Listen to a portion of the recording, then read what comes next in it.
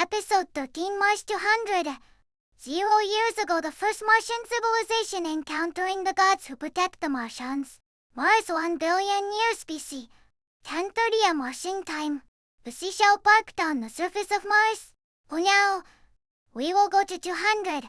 0 BC. For safety, we will leave the ground first. LaoDi Guang said to the transmitter. Stepped on the accelerator.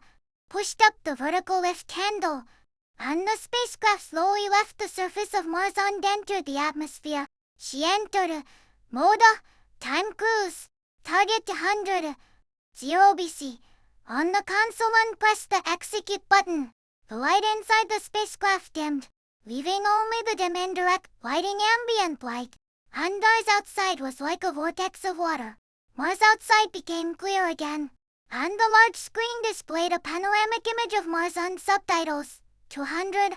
0 BC. Mars.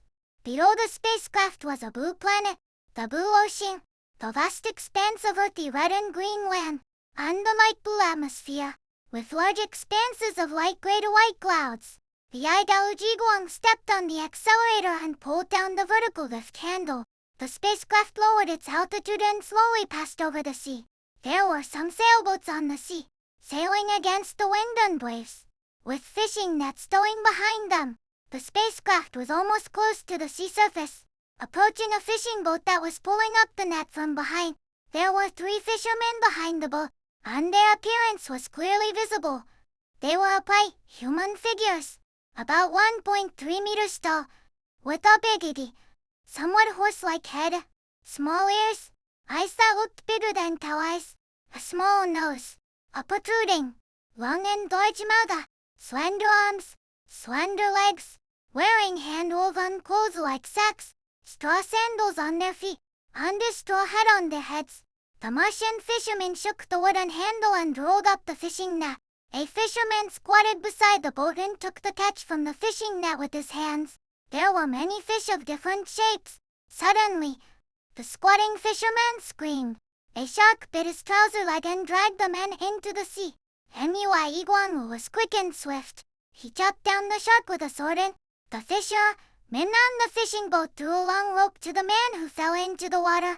The man grabbed the rope, climbed onto the boat, knelt facing the spaceship, put his hands together, and muttered something. The other fisherman also waved to the spaceship and shouted something. The spaceship left the fishing boat and continued to lower its altitude and entered the water. The water was very clear and green. Under the water were some coral reefs and a lot of water plants. Fish swam among the water plants. Occasionally, a snake-like creature swam by, and shellfish jumped on the seabed. The spaceship rose and jumped out of the water, flew forward, crossed the coast and went deep into the land, passing a village. There were 2-story thatched houses in clusters. Farmers raised creatures with antlers as big as cows and flying poultry larger than sheep in their yards. Outside the village, there are canals on large farmlands, with crops more than 3 meters high, similar to corn, growing in the fields. The spaceship left the village and flew to a small town surrounded by walls on all sides. There were 2 teams of guards at the gate, holding long spears with wooden handles and metal heads. After entering the city gate, there was a shop on the side of the road. The charcoal was burning red in the stove, and the master was sharpening a sword. Come closer, Mui Guang said. LaoDi Guang let the spaceship approach. Mui Guang came closer to see that the master was wearing a straw hat, but he was much taller than the Martians, and his figure and appearance were no different from humans on Earth. Mui Guang was shocked and shouted casually, "Strange, how could there be humans here?" And Enian Songzu and LaoDi Guang came over when they heard the sound, looked at the man, and were also horrified. "Stop the boat nearby. Let's go down and take a look," Mui Guang said. The 3 people got off the spaceship and came to the shop. "Who are you?" Mui Guang asked. The master seemed to not understand and shook his head in confusion. The 3 people looked at the sword. It was a bronze sword with exquisite patterns, dust, and polished to a gleaming green light. "Can I try your sword?" Mui Guang said, reaching out to touch the sword. The master seemed to understand what he meant and nodded. Emiwai Guamu held his sword in his left hand and the bronze sword in his right hand and danced with the sword. The blue and white lights of the two swords reflected each other, flying up and down, just like a whirlwind blowing from the flat ground.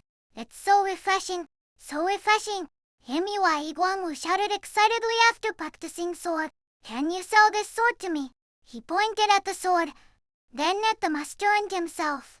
The master seemed to understand what he meant, took a scabbard made of shark skin, inserted the bronze sword into it, and hung the scabbard on Emiwai Guamu's belt. Emiwai Guamu was so excited that he hugged his master tightly. After a long time, he let go of his master. Master, please wait a moment, he said, calling in Annie on Songzu and Bidaluji Guang. Let's go back to the spaceship. After a while, Emiwai Guang and his friends came back. He opened a big bag full of gold, silver and jewelry to show the master, handed it to the master, and handed a sack to the master, which contained various wines, roasted meat, fish and fresh vegetables and fruits. They brought a full table of wine and food. I want to get drunk with the master, he said, inviting the master to take a seat. And the three of them sat down and drank with the master. What a generous sword-making master! Drinking big bowls of wine and eating big pieces of meat. Emiwai Guangwu was already a little drunk, and the master signaled that he and Emiwai Guangwu should practice sword. Emiwai Guangwu handed the bronze sword to the master, holding his own sword, and the two began to practice. Gradually, the Idaluji Guan and Enian Sungzu felt something was wrong. Emiwai Guangwu used the Kingtian sword technique, but he was no match for the master.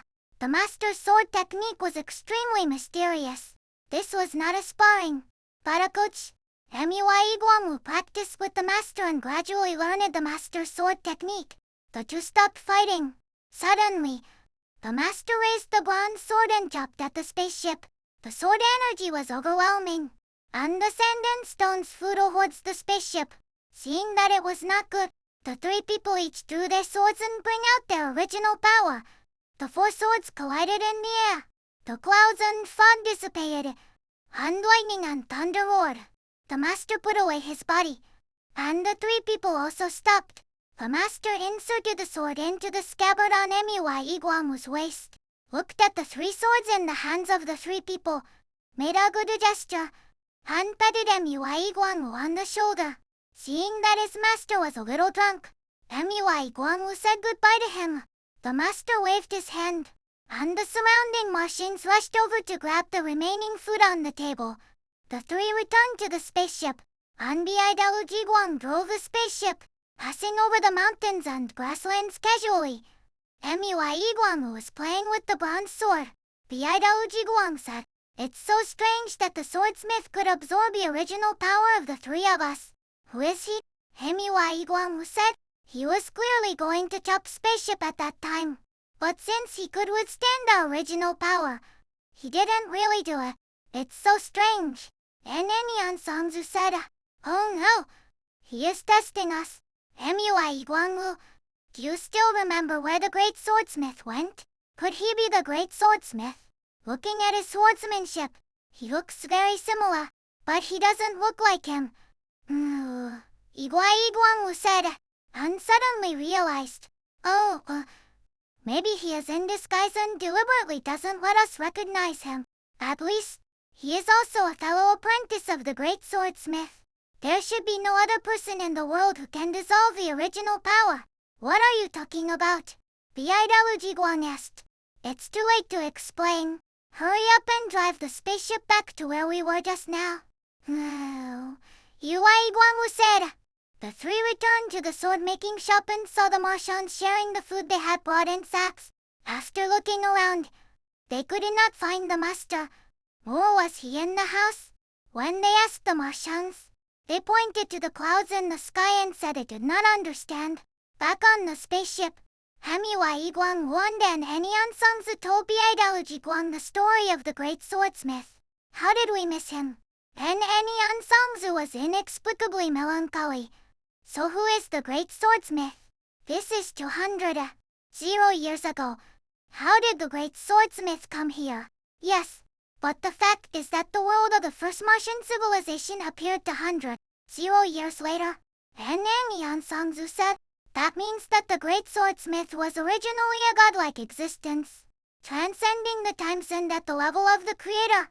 Biidao Jiguang said, it turns out that the gods are so caring for the Martians of the first Martian civilization that I am jealous of them. And Yang Songzu said, maybe what Biidao Jiguang said is right. He is the creator. Seeing the first Martian civilization he created destroy, he may have become disheartened, so he no longer takes such good care of humans. Ui Guangwu said, who knows? What if that's the case? He found us. This is God's will. He has not given up taking care of humans. And Nyan Songzu said, he just went to toggle around.